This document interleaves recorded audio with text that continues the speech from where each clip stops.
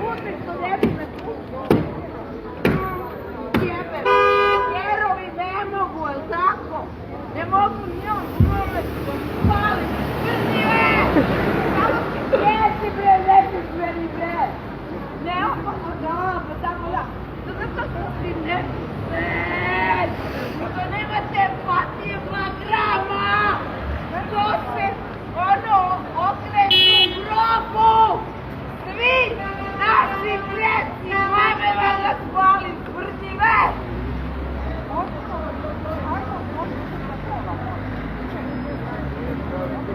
I oči, ovdje se vrka da li ću dumre. Uopšte mi nije problem da li ću dumre, neće ja krene.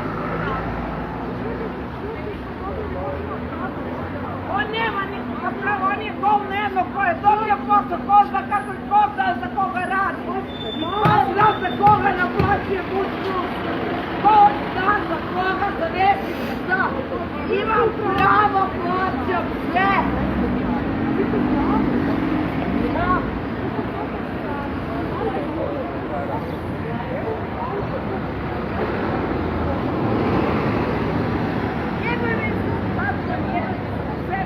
Zatvorit će policija sad. Ulička kola. Dobar dan. Zašto?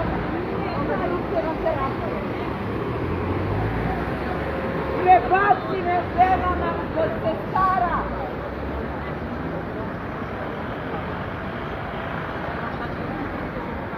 Govno jedno služi. Šta s njim? Pa što, pa bolje se pomeni pa pusti. Nisi valjda i ti luda koljona. Snimaj, evo ti ga, snimaj sreće, hoćeš stisne da vidiš kak je dobar snima, mame ti ga Pa spala. skini se gola, bolje onda. Pa da gledam. Pa što nije da uđe u to